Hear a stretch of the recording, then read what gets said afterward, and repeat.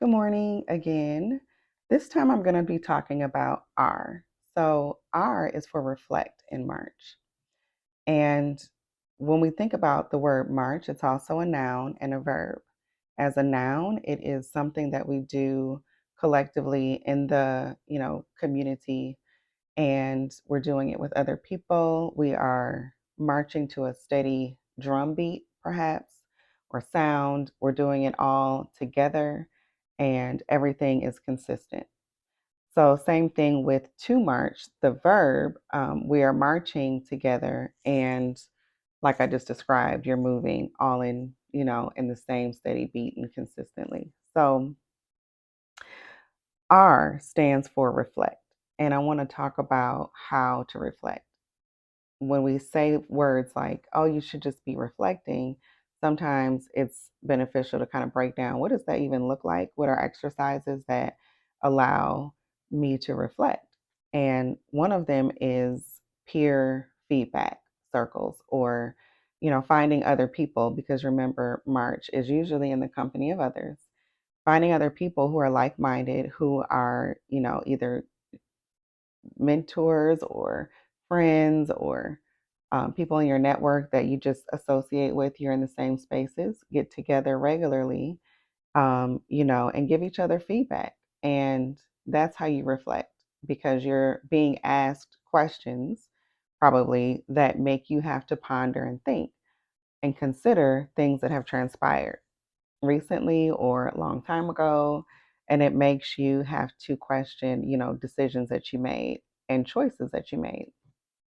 So that's reflecting, looking at how you can maybe receive feedback is important because it can be in various different ways.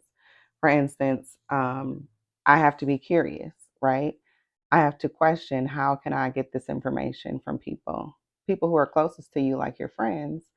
If they are supporting you, right, with March, you're in the company of others, so you need community behind you when you're doing, anything where you want to make an impact. So I know my target market, and my friends are included in that target market. They're millennials, they're women. I don't know if they lack focus, but well, I do know, but what I mean is, they're definitely women and definitely millennials or Gen X. And, I'll let them be the judge of whether or not they lack focus.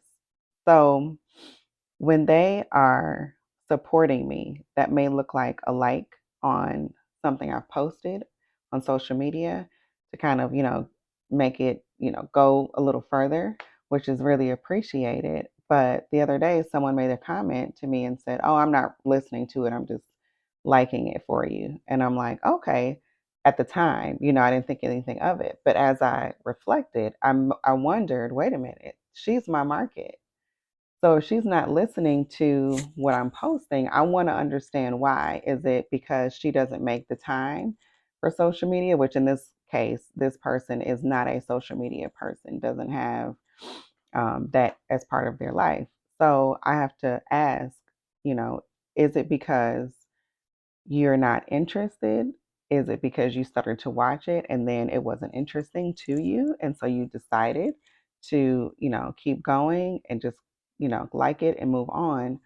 Or, what is it about the action that you decided to take or not take that maybe I can influence, if at all? If I can't influence it because you choose not to use social media like that and you're literally just giving me the time to click a like, I will take that. But if there's something that would, maybe interest you, I want to know that too, because you're my market. So being curious about things that are really important but appear kind of small and non-significant, take a deeper look as you reflect to find out, is it really insignificant, or maybe should I look at this, look into this?